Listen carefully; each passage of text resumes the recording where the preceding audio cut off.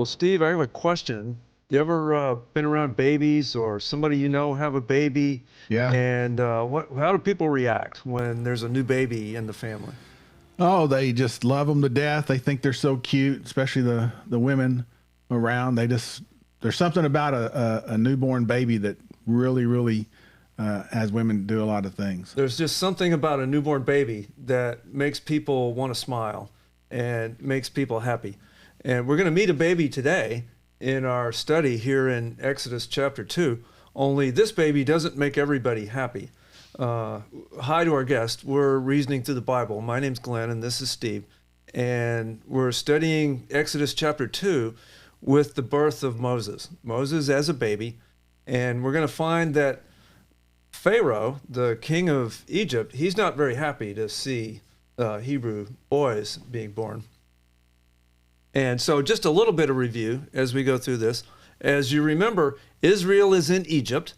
They've been in Egypt since the end of Genesis, and they've multiplied a great deal. They've multiplied so much that the Egyptians are concerned about the size of the population. And so Pharaoh has taken steps to reduce the number of people that are in the Jewish nation. And so he commanded the midwives to kill the babies when they're born, and they made up an excuse that said, oh, the women are so vigorous, they have the babies too soon. And so now Pharaoh's taken it a step further, and he said, okay, now you have to drown the babies by casting them into the river when they're born. And so this parallels some things that we find over in the New Testament, because during the time of Jesus, King Herod was trying to kill babies to try to wipe out the Messiah king that was going to be born. Right. And here in Exodus, Pharaoh is trying to kill babies to try to wipe out the Jewish race as well. And so what we see here is the first part of chapter 2, we see God's providence, God's hand of providence working through this story of the birth of Moses. And here's another thing that I find, Steve, is that the Hebrew scholars tell us that the language here in the first part of the book of Exodus has a great number of Hebrew words that are originally Egyptian words. There's a lot of words for the Nile and for the basket that Moses was in, and there's just a great deal of words in Hebrew that that were originally Egyptian words. All right. So that tells us that the writer of the book of Exodus, Moses, was truly steeped in Egyptian culture and Egyptian language. Yeah, and you also mentioned the parallels. One of the things that tells me about these parallels that we see these parallels throughout all of Scripture. And one of the things I get out of that is that the human being is the same today or then as he is today. And as we see these parallels that happen at different times, sometimes hundreds of years apart, mostly hundreds of years apart, the human being is the same, has same five emotions. They react the same. They do very much of the same things. And then we also see the consistency of God with all of these different parallels, that even though the human beings react in the same way, God also reacts in the same way in regards to especially Israel and not forgetting about them. We like to convince ourselves that we're so modern and sophisticated and we're so educated today and we'd never have some of the same problems. But what we find is just what you said, Steve. Human nature is human nature, and it really hadn't changed in the 3,500 years since Moses' day. Right. And so next, I think we should go ahead and just start reading this passage. We're here in Exodus chapter 2, and I'm going to go ahead and read, Steve, if you don't mind. I'm going to start at verse 1 and go down through verse 10. And it says here, "Now a man from the house of Levi went and married a daughter of Levi. The woman conceived and bore a son, and when she saw that he was beautiful, she hid him for 3 months. But when she could hide him no longer, she got him a wicker basket and covered it over with tar and pitch. Then she put the child into it and set it among the reeds by the bank of the Nile. His sister stood at a distance to find out what would happen to him. the daughter of Pharaoh came down to bathe at the Nile with her maidens walking alongside the Nile. And she saw the basket among the reeds and set her maid that she brought it to her. When she opened it, she saw the child, and behold, the boy was crying. And she had pity on him and said, "This is one of the Hebrews' children." Then his sister said to Pharaoh's daughter, "Shall I go and call a nurse for you from the Hebrew women, that she may nurse the child for you?" Pharaoh's daughter said to her, "Go ahead." So the girl went and called the child's mother. Then Pharaoh's daughter said to her, "Take this child away and nurse him for me, and I will give you your wages." So the woman took the child and nursed him. The child grew, and she brought him to Pharaoh's daughter, and he became her son. And she named him Moses and said, "Because I drew him out of the water." So, Steve, what's the first thing that comes to mind when we look at this passage, this story of Moses' birth? Well, to me, there's a lot of things that are here. One is that we see now that in this narrative of Exodus that God is raising up a special person from among his people in order to deliver them. So that's one of the first things here. This child is born, and his mother looks on him and sees that there's something special about him. And so she takes some actions in order to preserve him. She takes actions to preserve him, and we see God's hand of providence. One of the words that the theologians use for when God works through normal human circumstances to achieve his goals, the word they use is providence. So we see here in this story, as many of the stories in the Bible, that there's people doing things and making free will decisions, but God providentially causes his will to happen. And so we see that through here. There's other places, Book of Esther, many places in the scripture where we see God's hand of guidance amongst these people, but they're making free will decisions as they go along. Right. And so let's go ahead and start going through this passage here. And it says in verse 1 that Moses was of the tribe of the Levites. Right. So what do we know about Levites? What were they later? What did God make out of this tribe of Levi? So later, the Levites becomes the tribe of the priests that do these tabernacle and temple sacrifices and everything else. So they become the mediators between the nation of Israel and Yahweh, their God. So yes, the priests later in the book become the tribe that are the tribe of the priests. That's the Levites. So they do all of the temple ceremonies, the religious sacrificial ceremonies. They were not to be farmers, ranchers with other jobs. They were supposed to be wholly dedicated to doing these daily sacrifices and daily temple things. And we're going to find all those things in the last half of this book.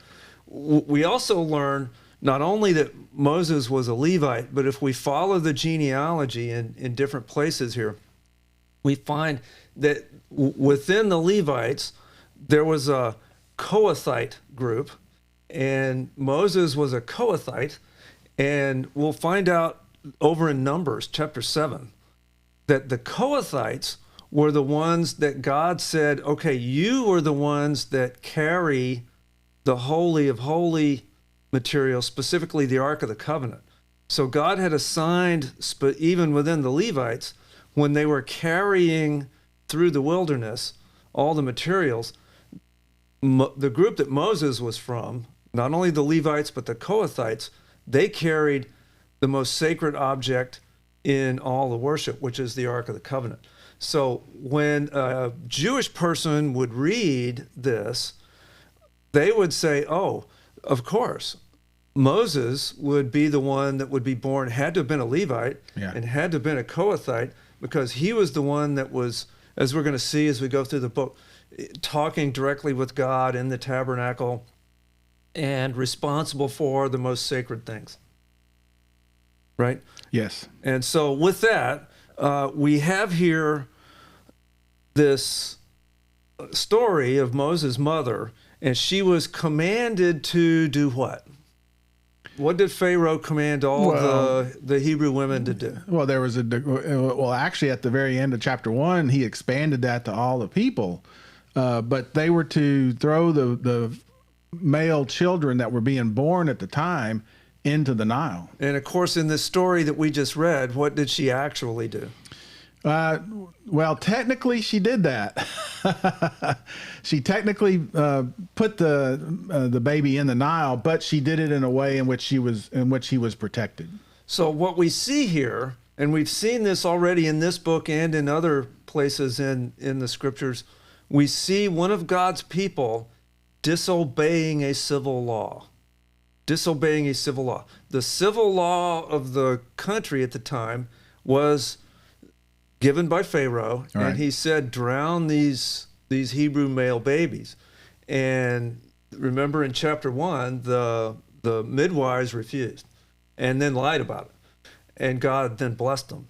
And we talked about it there. We'll mention it again because it's come up here, which is Moses' mother was commanded to drown her own child, and she disobeys the civil law. So when is it okay to disobey a civil law, and when must we follow the civil laws? Well, it's, as we talked about, anytime that it goes against God and God's decrees, we should disobey, or we can disobey the civil laws. Right. And so there's a system of ethics that we get into. There are such things as ethical dilemmas, but God gives us a tool to help us through these things, in the sense that we should always do what's right. We should always, and what is right is following the civil law. And so we should follow the laws of the country we're in. We should be, Christians of all people should be good citizens. But as Christians, there are times when a godless nation passes laws that put us into a bind. And so in the usually minority of cases is that when we have a civil law that violates God's law, we have to follow God's law. Yeah. Now, with that, Moses' mother in verse 3, makes a basket for the baby. The word here is she made an ark. And the old King James actually uses the word ark, and that's the same word as Noah made an ark. And so this is interesting because there's a lot of parallels in Exodus and other parts of the scripture. One of the parallels is with Noah. Right? And so what are the parallels that we have with Noah? There's this one, obviously, the basket that he's put in is called an ark. And what was she supposed to cover it with? Pitch and stuff. Pitch and tar. Mm-hmm. What was Noah supposed to cover his ark with? Pitch and tar. Pitch and tar. And so, and that ark got them through the water that was would have killed them. Yep. Right. And then afterwards, they become a leader in the country. It's a key part of God's plan. So there's some parallels there. Most of the modern English translations say basket, but the original Hebrew word, it's the same word as ark. And it says then Pharaoh has commanded all these children to be killed, right? But verse 2, she saw that he was beautiful. Yeah. She saw that he was beautiful. Right. Now, what do we know from that language, Steve? Well, that word is also, and in some translations you'll see the word good, but it's also a word that talks about favorable. So she sees this baby, and again, she's already has children. They mentioned Aaron and mentioned his sister. So she's already had a boy and a girl at least. Here comes Moses, and she sees that there's something about him that is favorable, that's very good, that he's beautiful. And so you get the sense that she is prompted to take some special action in order to preserve him, because God is going to do something with him. There's kind of a little bit of a parallel with Hannah and Samuel whenever she dedicated him to the Lord. So same type of a situation here. She's going to take some extra precautions in order to ensure that he is preserved. And so that word there that we read as beautiful, again, could be healthy, could be, in Hebrew, some of these words mean multiple things. But you're absolutely right, Steve. She saw something in this child that said, I have to save this one. Now, normal reaction of a mother to save her own child, but there was something special about this one. Right. And the something special is God's hand of providence was on Moses from his birth. Yeah, so this is the second thing that in this section here, that there's something about this child that is taking, that is prompting his mother and his family in order to take special precautions and even risks, you might say, because they really don't know exactly what's going to happen, but they're taking special means in order to protect him and preserve him for something later. Now, the other thing that this passage with this birth of Moses and the daughter pulling him out of the reeds and the mother, there's several things in here that are just really interesting with the parallels and with almost irony that comes through here. If you look at the story in particular, Pharaoh's daughter finds this baby Moses and raises him in Pharaoh's household, right? Well, she ultimately then pays Moses' mother to nurse and raise her own child. Right. So here we have, again, what was originally Pharaoh doing something evil, which was kill all these babies. When God's hand of providence falls on this, now not only is the baby being preserved, but the mother's being paid to raise her own child. And what better place in order to preserve somebody than in Pharaoh's own household, the person that made this decree to kill all these children, and here he is, he's within the household of the person that made this decree. I mean, that is incredible in and of itself. And being in Pharaoh's household, that's the one place where he's most protected. Yeah. Now, there's more irony in here. While Pharaoh was trying hard to kill the Hebrew children, he was protecting the one child who would ensure the death of the Egyptian children later in the book. Yeah. And then while the daughter brings this child up out of the Nile, that's the child who brings his people out of Egypt. Yeah. And so there's all these parallels in this story. Pharaoh was trying hard to save his children by killing the Hebrew children. That was his motivation. While God was merciful to his children by ultimately causing the death of the Egyptian children. So there are all these sort of almost double ironies going through here. Pharaoh was trying to drown the Hebrew males in the river, and yet later God drowned Pharaoh and his, or at least the males in the army, in the Red Sea. And so there's these parallels here with the water and the basket and the coming out, and it's just a really interesting story. And you mentioned that Moses delivers his people. He's drawn out of the water by the Egyptian maidservant.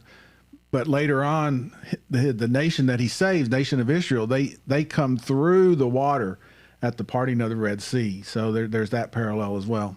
God's providence is that while Pharaoh was trying to destroy the Jewish race, he did not realize that he was raising the deliverer and protector right there in his own household. Yeah, so this brings up a third thing, that at the right time, God brings about this deliverer that in the storyline that he's going to rescue his people, God's people. It's not too early. It's not too late. He's born at the right time. And so we also see that within Scripture as well, Glenn. Over in Romans 5:6, it says, "For while we were still helpless, at the right time Christ died for the ungodly." And then over in Galatians 4:4-5, it says, "But when the fullness of time came, God sent forth his Son, born of a woman, born under the law, so that he might redeem those who were under the law, that we might receive the adoptions as sons." And so there's several other things. If our listeners will do a search and look up for time or proper time or anything like that in Scripture, you'll be amazed by how often you see that God's timing and how things operate on God's timing, while we might not think that he's aware of what's going on, he is aware, and in his timing, he brings about deliverers, he brings about situations all of that in order to redeem his people and to save his people. So what we're seeing is that meanwhile, the Jewish people are suffering under this slavery. And remember it said in chapter 1, rigor, which was the word they used for, they were really harsh taskmasters. Meanwhile, God is preparing a deliverer in his own timing. And so here's a question. Do you think it would seem like to the average Hebrew person, God's forgotten us? Yeah. God's forgotten. Yeah, and even while we're mentioning this is at the beginning. It's going to be another 80 years before Moses comes back, that God taps him to come back and start working with Pharaoh in order to release the people. So there's still some time that's in here, but yeah, they're under great burdens of these taskmasters and other things that are going on. So, question: does God always have a plan? Does he always have a plan? Or is he kind of just randomly, oh, I wonder what's going to happen next? Yeah, no. Is he figuring it out as he goes along, or does he always have a plan? He does, and that's why I read these references to the fullness of time, at the proper time. Yes, and everything is always going according to the plan. So the plan in this case is that God has this deliverer, Moses, that he's preparing. Is there another deliverer that we might think of somewhere in the Bible? Well, yeah, at the right time, just as I read there in Galatians, Jesus Christ comes along, is born. Jesus was the deliverer that God was preparing. And again, for all nations. Right. And so when we think that God has forgotten us, can we be confident that he still has a plan for us? I mean, this might have been true way back a long time ago in Moses' day. But does this apply to us today? The Hebrew people could have easily said, God's forgotten us. But no, he was working. And can we be confident of that today? That even though I might not see it, God's got a plan. Yeah, we can be confident. And because why? Because we're operating in that plan. The plan is there, and God is bringing it about, and we're operating in the plan just like the people at this time were operating in the plan, and that you've brought out so many times before. Even in God's providence, or during God's providence, the people are working and operating under their free will for different to bring about different things and live their lives, but yet it's God's plan that's going to be implemented. Now, we have to bring up one other thing here, Steve, in the sense that, and we had mentioned this earlier in the book, there's one of the things going on here is there were these Egyptian myth stories with the Egyptian gods. And the book of Exodus shows us that the true God, Yahweh, is demonstrating his power over these pagan false gods, these pagan idols that really didn't exist. And so the Egyptians held to these stories that power from the sun and the Pharaoh was held to be God. Well, one of the Egyptian myth stories about the gods was there was a god that came out of the Nile and then later became Pharaoh. Now, there's a lot of variations on this, and if you read the Egyptologist on this, any one of these idol stories had a variation of stories. So in one sense, you can almost fit, many stories would fit this. But one of them in particular had the god Horus being born in a marshland and then later becoming Pharaoh. And Pharaoh held himself up to be the god of Egypt. That was who he was supposed to be. He was a god incarnate. Well, here we have the deliverer. The true God was working through Moses. And where does he come from? Out of the river. Out of the river, out of the Nile. Out of the Nile. And so when Moses comes from the reeds near the bank of the river, it reflects one version of this pagan story of the god Horus that came out of the Nile and later became Pharaoh. Only this one, it's not, Moses isn't God. He's not pretending to be God, but he's the deliverer, the spokesman for the true God, who's going to be going up demonstrating who is the real God when he goes up against Pharaoh later in the book. Right. So God rather is using this story to show this superiority of the true God over these Egyptian false gods. Now, in verse 6, Moses cries as a baby, and Pharaoh's daughter hears him. Now, later in chapter 3, as an old man, Moses says, I'm not a good speaker. I can't say anything. I'm not a good public spokesman. And so it's just ironic here that the thing that saves him when he's a baby in the reeds is his voice, his crying out. And later he says, I'm no good at this. And so I think a lesson for us, we should be a little less like Moses in chapter 2 and do less crying, and be a little more like Moses in chapter 3 and be humble and slow to speak and let God work through us instead of us trying to do it. So Moses' mother does this very practical human thing, hides her baby as long as she can at home, and then hides him in the river. And I think that it's significant that the place where she hid him, it's a place where the Pharaoh's daughter comes down to bathe. And so while we're not told specifically, you kind of get the sense that possibly she knew that this is where the Pharaoh's daughter came, because his sister stood back to see what was going to happen while the mother is back at home.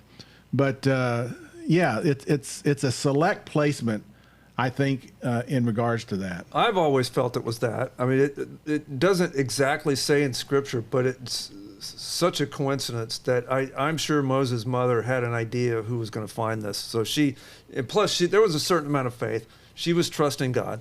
And so she did what she could in the sense, and then trusted God for the rest of it. Put the older sister, who later I believe we find out is named Miriam. So, okay, put him in the Nile and sit back and watch. And so God's providence is showing here. God's plan is protecting Moses. And this is where we see, does God's providence work in our lives today also? Does God's providence work in our lives? Absolutely. I mean, how could we deny it? I mean, it's not something that comes and goes. It's there, and there's certain things that happen that you have to see that it's God's providence. Now, we said a while ago there was some parallels between Moses and Noah with the ark. There's also parallels between Moses and Jesus, and that's sort of the more stronger one. God's chosen deliverer for God's people. That was both Moses and Jesus are God's chosen deliverer. The king tries to kill them when they were a baby. Mm-hmm. That happens to the both of them. Right. They were rejected by their own people initially. Both Jesus and Moses were initially rejected by their people. They spent time in the wilderness. Mm-hmm. And after the rejection of the Jews, they go to the Gentiles. Mm-hmm. That happened to both Moses and Jesus. And then afterwards again, goes back to the Jews and is accepted. And so the parallels between Jesus and Moses are just strong. Right. Are just strong.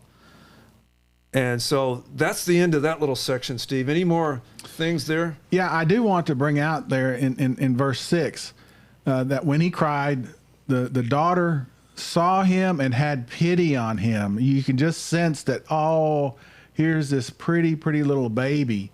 But she has a sense that there's something there. And at the end of it there, she says, this is one of the Hebrews' children. So she knew what she was doing. She knew that this was a child that should have, the decree had gone out, throw all these brand new or newborn Hebrew male babies into the Nile to kill them. And yet she doesn't do that. So she's willfully taking him and going to take him into her household.